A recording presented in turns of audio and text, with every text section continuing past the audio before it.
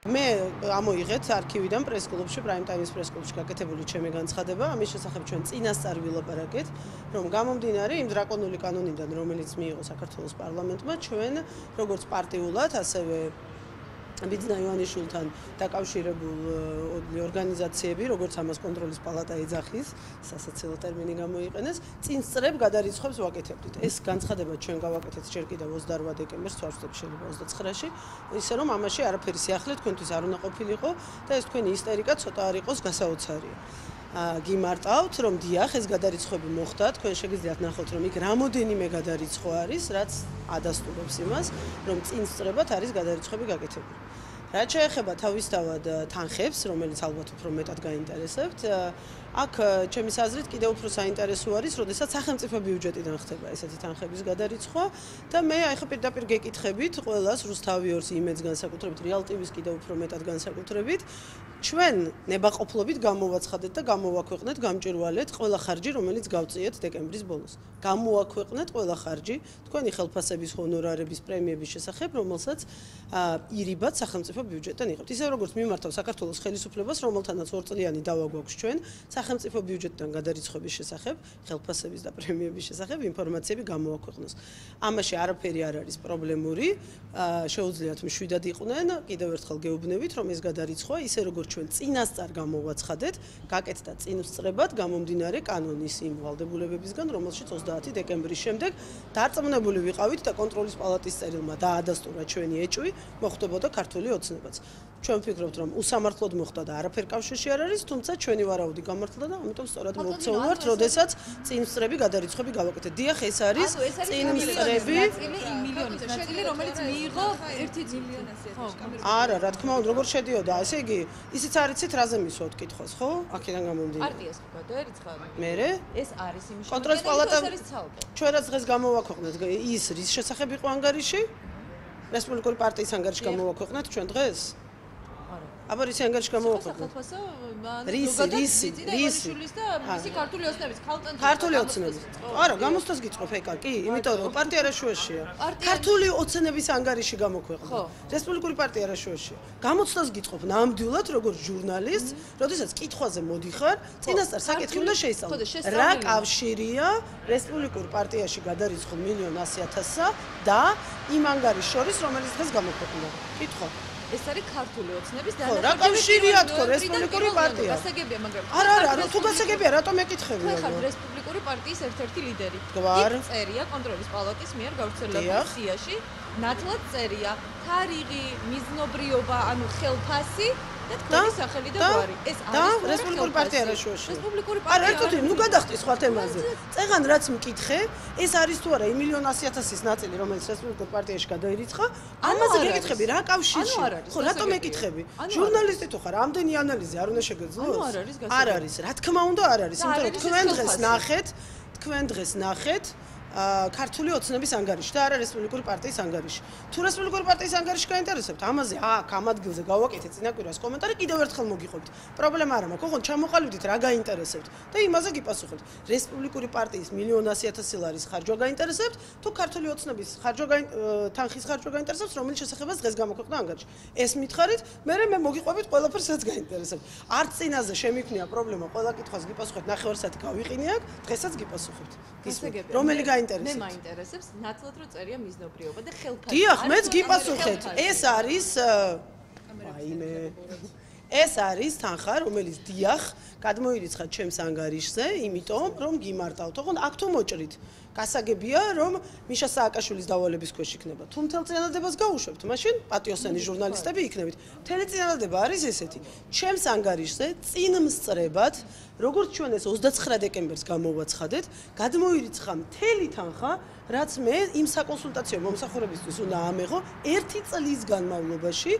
ბიძინა ივანიშვილის ქართული ოცნების მთელი ამ საარჩევნო კამპანიისთვის, საერთაშორისო ურთიერთობებში და PR კამპანიის სტრატეგიის დაგეგმვაში საქმიანობისთვის. მთელი 1 წლის.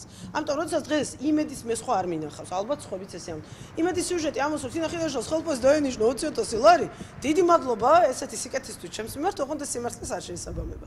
ეს არის როგორც მე წინმსწრებად 29 ან 28 დეკემბერს განვაცხადე კანონის დრაკონული დებულებებიდან გამომდინარე და ჩვენი ვარაუდის შესაბამისად, დიახ, ჩვენი ვარაუდის შესაბამისად, რომ აუცილებლად შეახებდა კონტროლის პალატა ამ კანონს ქართულ ოცნებასაც, წინ უსწრებად, არა მარტო ჩემი, ყველა ეს თანხები გადაირიცხა წინ უსწრებად ისე როგორც მე ეს წინასწარ გადმოიცხა. რამე არის ვარი ჩარიცხული და ანუ იმ წელიწადის განმავლობაში არა მე გესაუბრებით კონსულტანტებზე და არა თანამშრომლებზე. ჩვენ თანამშრომლები არა ვართ. ჩვენ ეს საუბარი არ არის თანამშრომლებზე აქ. საუბარია კონსულტანტებზე. ეს ორი სრულიად სხვადასხვა ამბავია. მას არ ჯერა რომ თქვენ 20.000 აიღეთ და რაში ავიღე 20.000. ხო, მამუკა არიშიძე სწორია, იმიტომ რომ თქვენ თუ მას კითხეთ რომ ხელფასი აქვს თინახიდაშას 20.000-იო, სრულიად სწორად გითხრათ, რომ მას ეს არ ჯერა და სწორია რომ არ ჯერა, იმიტომ რომ ეს არ არის სიმართლე. და თუ ეკითხავდით თქვენ მამუკა არიშიძეს რომ 1 წლის განმავლობაში თინახიდაშას გადაერიცხა წინსწრებად თანხა, მაშინ არ მგონია რომ ეს პასუხი გაიცა. თქვენ ხელფასი რამდენი გაქვთ სერიოზულად მაინტერესებს, იმიტომ რომ ბიუჯეტიდან იღებთ ფულს და ვალდებული ხართ მითხრეთ. ჩემი ფულიდან იღებთ ხელფასს თქვენ და მითხარით რამდენი გაქვთ ხელფასი და მე ვილაპარაკოთ ჩემი საქმე და თქვენი საქმე როგორ თანაბრობაშია ერთმანეთთან. ძალიან კარგი, დაახლოებით იგივე გამოდის ჩემით თუ ვიანგარიშებთ 12 თვეს. მხოლოდ 20.000?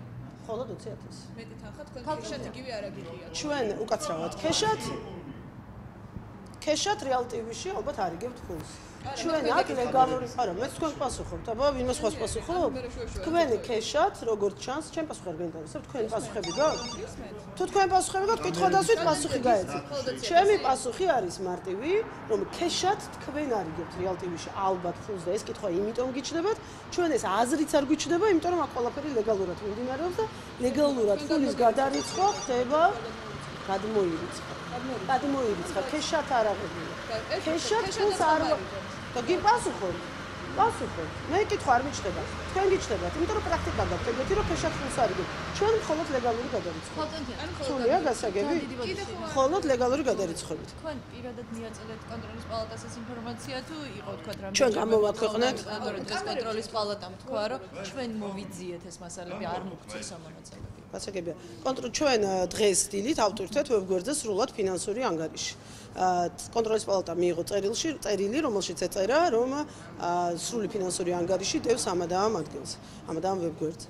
ამიტომ ხო, რა ვიცი, სიტყვებით თამაში თუ არის, ახლა ჩვენ მივაწოდოთ, იმიტომ რომ უთხარით სად იყო ეს ფინანსური ანგარიში და განვათავსეთ საჯარო ადგილზე, რომელიც ყველასთვის ხელმისაწვდომი იყო. ამიტომ არ მგონია რომ ამაში რა პრობლემაა. თქვენც იგივე ბატონი და ზურაბიშვილი სხვადასხვა პოლიტიკური პარტიების წარმომადგენლები, ვინც არიან ამ სიაში, აგრძელებთ თუ არა პარტიულ საქმიანობას თუ თქვენ მხოლოდ პარტიულ საქმიანობას წმინდა კერძო განცალკევებულს არავინ აღარ ვაგრძელებთ, იქიდან გამომდინარე, რომ ჩვენ ვართ კოალიციურ ურთიერთობებში, კოალიციურ პოლიტიკურ პროექტში, რომელიც მზადების პროცესში არის და რომელიც ფორმალიზება, რომელსაც მოხდება იმის შემდეგ, რაც არჩევნები დაინიშნება, იმიტომ რომ მანამდე მოგეხსენებათ, ბლოკი ვერ შეიქმნება ოფიციალურად.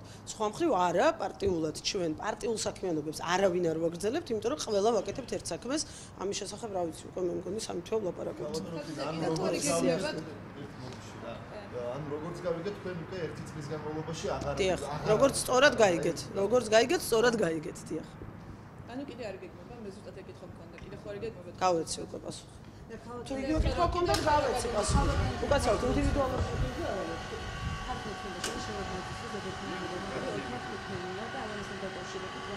მე არ ვიცი, ოთარხუფენია რომელ შევარდნაძის დროს რა თანამდებობაზე იყო მართლა გულწრფელად არ ვიცი. ოთარხუფენია იყო ვიკადოლიძის აპარატის უფროსი ქალაქ თბილისის საკრებულოში ამ წელიწადნახევრის განმავლობაში და შესაბამისად როგორც ვიცი ხელმძღვანელობს ჯანდაცვის ჯგუფს ხო თუ არ ვიცი ჯანდაცვის თემატორ ჯგუფს ის იყო ვიქტორ დოლიძის აპარატის უფროსი ქალაქ თბილისის საკრებულოში, როდესაც ის იყო ჯანდაცვის კომისიის თავმჯდომარე.